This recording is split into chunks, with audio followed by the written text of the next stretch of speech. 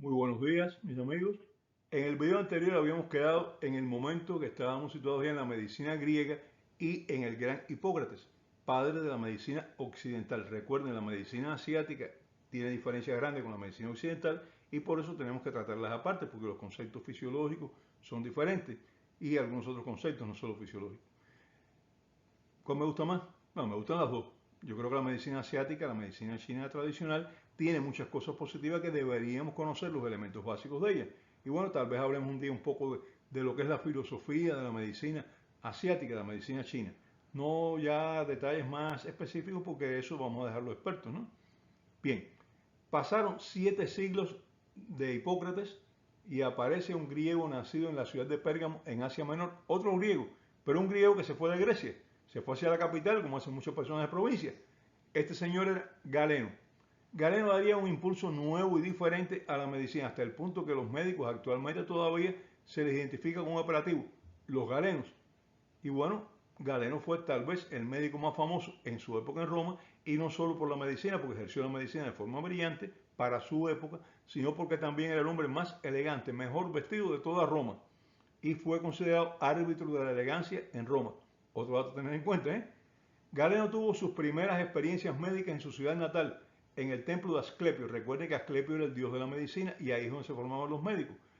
Ahí se encontraba una escuela de medicina importante donde él estudió. Después viajó a Esmirna, en Asia Menor, donde realizó estudios de medicina. Y en el año 161 después de Cristo, siglo II, se trasladó a Roma, la capital del mundo conocido en aquella época, la capital del Imperio Romano. Su fama fue tal que 8 años después el emperador Marco Aurelio nombró médico de su hijo Lucio Aurelio Cómodo. ¿El nombre le suena de alguna parte? Ah, si no le suena es porque no vieron la película Gladiador, donde el emperador Cómodo, que fue el que se apoderó de la herencia de Marco Aurelio, el filósofo Marco Aurelio, bueno, era un emperador cruel, estúpido. Ahí en la película Gladiador, como muchos emperadores, no era así el padre incluso no quería dejarlo en herencia, dejarle la herencia a él, pero dicen que él aceleró la muerte del padre, no voy a decir exactamente lo mató, pero parece que sí, parece que lo mató para apoderarse del imperio romano. Lucio Aurelio Cómodo. Y Galeno fue nombrado por Cómodo su médico particular. Esto imagínense, ya lo saltó a la fama, el hombre mejor vestido de Roma, médico famoso y el médico del emperador. Bueno, ¿cuántos no darían algo por eso? Bueno, yo conozco que los han dado. Arrimado al poder imperial, el médico del emperador realizó múltiples estudios anatómicos en animales, que no estaba muy bien visto en aquella época, pero él era el médico del emperador, podía hacer cosas que los demás no. Demostró que la médula espinal controla los músculos por segmentos, o sea, el control muscular de la médula espinal es por segmentos. Demostró que el cerebro controla la voz. Descubrió las funciones de los riñones y de la vejiga. Demostró que las arterias llevan sangre y no aire, como se pensaba, y en el sistema circulatorio hizo grandes descubrimientos, llegando a diferenciar las venas de las arterias. Describió las válvulas del corazón e hizo muchos otros aportes a la medicina. No reconoció la circulación de la sangre. Eso es una cosa que es importante también decir, que eso fue reconocido muchos años después por Harvey. Situó el hígado como órgano central del sistema circulatorio, fue otro de los errores galénicos, y no identificó el papel del corazón. Estos son grandes logros, como ustedes ven, muchos de ellos son grandes logros, otros fueron errores que se debían más bien al conocimiento de su época. No podemos juzgar a un hombre por lo que hace en un momento determinado, por lo que piensa en un momento determinado, porque esa época tenía condiciones diferentes. Tenemos que verlo en el contexto de toda su vida. Sus aportes anatómicos trascendieron hasta la actualidad. No así sus estudios filosóficos, fue filósofo también. Y la idea central de él era que se podía conocer los designios divinos estudiando la naturaleza. La relación observación-conocimiento como base de método científico fue un aporte importante de Galeno, y esta relación observación-conocimiento, lo que tú observas, puedes decir que lo conoces, sacar las conclusiones. Desgraciadamente, ¿qué pasó? Se quiso divinizar a Galeno. Galeno ya no era un médico bueno, un médico famoso, un médico bien situado. Además de eso era Dios, el Dios Galeno en la antigua Roma. Y se decretó que lo que él había aportado era inmutable. Lo que dijo Galeno no puede ser modificado por nadie. Negaron el aspecto este filosófico de Galeno, observación y conocimiento, pues entonces dijeron, no, ya lo que observó Galeno, eso es de aquí en adelante, pues no puede ser otra cosa diferente. ¿Les parece que en la actualidad pasa eso también? Sí, también pasa. También pasa en muchas partes. Lo que dijo fulano, el gran ídolo, el Dios, pues tiene que ser así.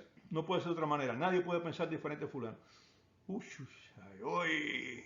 Es una expresión vietnamita que decía, ay Dios mío, en vietnamita. De cuando trabajé en Vietnam, me recuerda eso. Esto llevó a que los errores de Galeno persistieran siglos, como veremos después.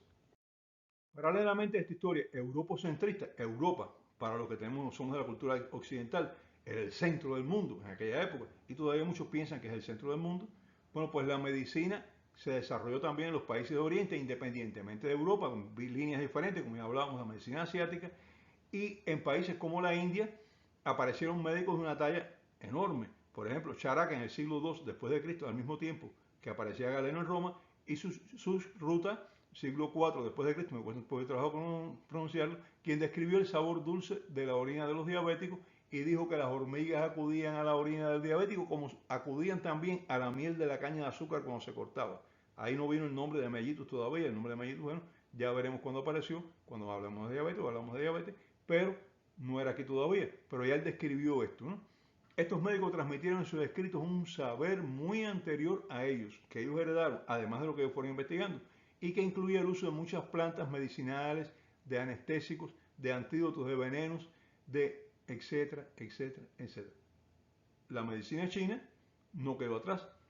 Y la acupuntura, que todavía se utiliza en nuestros momentos, en la actualidad, la moxibustión, que yo considero que es una técnica muy buena, muy útil y que he tenido muy buenos resultados con ella cuando la practicaba, y una concepción holística de la salud, que es lo más importante, el principal aporte de la medicina china, básicamente es que la salud es un todo, no era como aquella medicina europea que hablaba de órganos, ellos hablan de la totalidad del cuerpo, porque la alteración de un órgano puede alterar el resto del cuerpo también.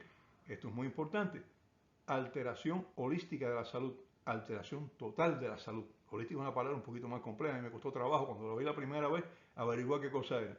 Bueno, el equilibrio total del cuerpo, el balance entre factores positivos y negativos, es lo que determina el aspecto de salud, según los chinos de aquella época, y actualmente se considera eso así también. Es un balance, un equilibrio, ¿no? Esto hace que la medicina china de esta época tuviera un matiz único, especial, muy diferente a la medicina europea. En América, previa a la llegada de los europeos, se practicó la medicina y en el imperio inca se realizaban trépanos cerebrales con éxito. Y al parecer estos trépanos tenían un objetivo que era permitir la salida de los espíritus malignos productores de enfermedad. Recuerden cuando hablábamos de la medicina egipcia que dijimos que un emperador que eliminó a aquellos dioses, Akenatón, que dijo ya estos multidioses, no es un solo Dios, Dios es único, no sé, etcétera, etcétera, etcétera, quitó el poder de los sacerdotes, un día le diagnosticaron que tenía un espíritu maligno, le abrieron el cráneo y murió. Y muchos dicen que aquello no había que haberle hecho que el trépano, incluso dicen a veces que el trépano fue con la intención de matarlo. ¿Dónde está el paciente? Hemos hablado mucho del médico, la medicina y el paciente. Bueno, para la medicina de estas épocas que describimos, el paciente era un ser pasivo, subordinado a las acciones médicas, no participaba para nada en su curación, dar parte al paciente de su tratamiento, a rebajar el nivel místico de los médicos. El médico era Dios, el paciente no tiene por qué saber nada y por ello no se le dejaba participar.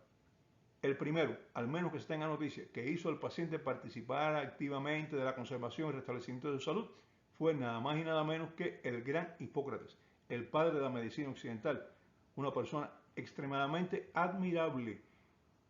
Hipócrates orientaba la vida sana, incluía la alimentación sana como parte importante de las acciones médicas, educación para la salud, participación activa del paciente en la prevención, súmelo a utilización del método clínico, creación de la historia clínica y desarrollo de la medicina desde el punto de vista del examen físico y del interrogatorio, y son los grandes aportes de Hipócrates a la medicina moderna.